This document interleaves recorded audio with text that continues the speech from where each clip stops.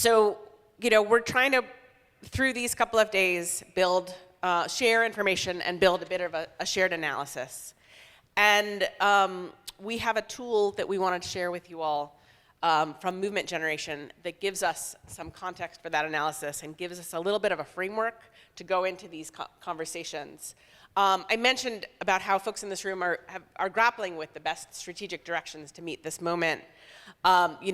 Is that pursuing race-neutral laws and policies? Is that fighting in and out of the courts to preserve existing rights?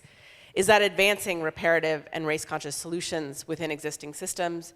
And is that creating new structures to shift power? It's probably all of those things.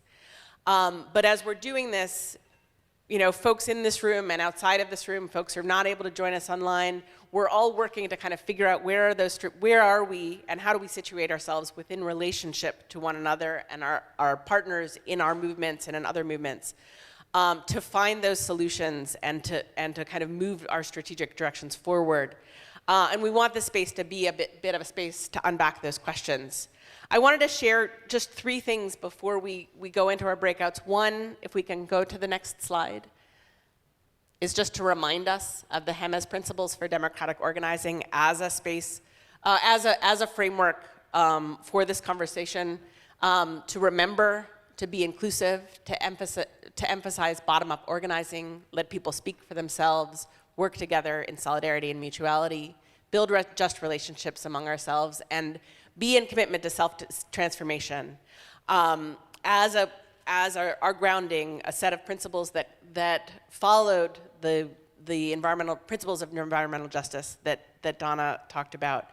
I also wanted to share a set of community agreements that come out of our Gulf to Appalachia formation. Next slide, please. To just give us a little bit of just to share our practice at Taproot for how we engage in conversation. And I'll just leave these up for just a minute for folks to read for themselves. And then in a minute, we're gonna move into these 3 circles, which we'll have on the screen, and then we also have to the side, Hope has created some 3 circles for us. And Esteban, can I hand to you? Or?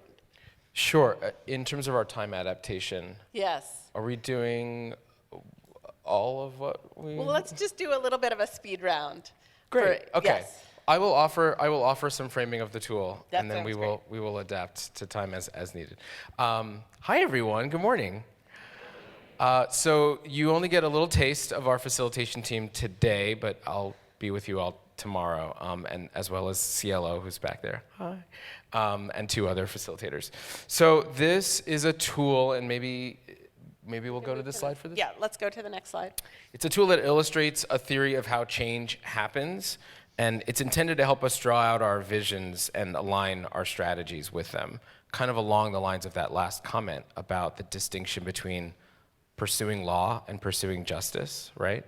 So what is the distinction between things that might advance false solutions, work that motivates us, that might not actually get us toward the transformational change that we need?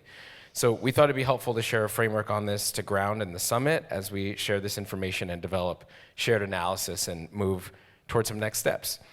Given the current state of the world, we can use this tool to help our organizations and alliances and movements identify the distinction between the solutions we need that are actually reparative and transformative and aimed at shifting power. So you'll see that on the left. Yes, always the left on the circle, left. always on the left. And then false solutions that are advanced by forces with an interest in maintaining the current system, and that's on the right. So we've got this whole spectrum, and then we all love a Venn diagram, right? So there's a little overlap of the things that maybe are practically or politically realistic, but also part of or overlapping with the false solutions on the right, and the things that are politically realistic that overlap with the solutions that we really need. So Movement Generation has provided us with a little bit of guidance with which to engage with this tool. And as we go into these breakout conversations, we're going to be talking about current conditions, the challenges, the struggles, what is hard, and the root causes of those things. But we also want to start generating what are our solutions? Where are we heading next? As social movements, if we don't define our visions, we're going to be stuck in a defensive or reactive posture, and we need to be able to vision beyond the politically realistic, even if we're not going to be able to win the totality of that yet.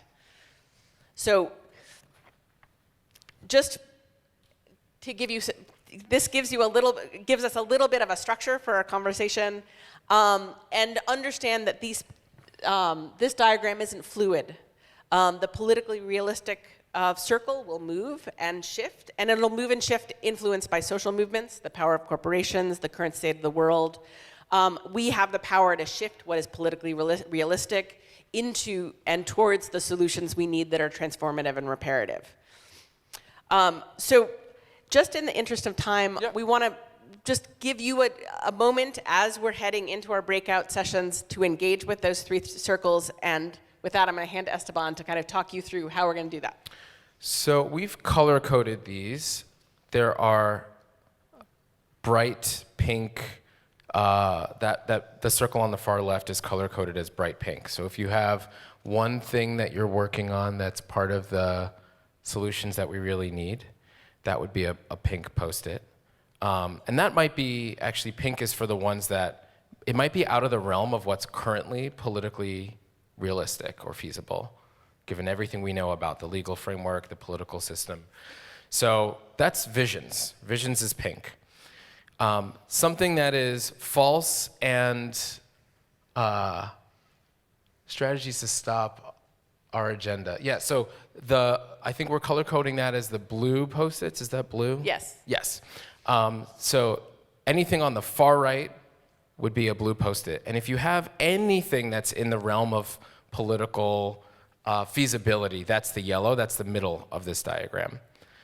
So think about the work that you're doing. You can either get a yellow. Yellow is great, because this is like things that we're actually working on or that we can talk about or we could strategize about. So those are helpful things to talk about, including things that might be, oh, thank you so much for moving that where more people can see it. Including things that might be low-key kind of sus. They might be a little bit false. And Esteban? Yes. I'm going to make a suggestion. Our hope had been to have folks be in conversation around this, but I think we want to have this Reflect personally. Just reflect personally, and we will be there with Post-its and pens for you all as we move into our breakout spaces, which are down the hall. We can give you a Post-it, think about a solution, let us know where you want us to put it, and we will be there to help flow the solutions into the circles as we move into the new spaces. Yes, and for mobility issues, just flag any of us down from Taproot or from facilitation. We would be happy to grab a Post-it for you or place it where you'd like it to be. So we're going to ask you in this moment to just reflect on a solution and where does it live in these three circles. And then I'm going to hand it over to Nadia to move us out into our breakouts.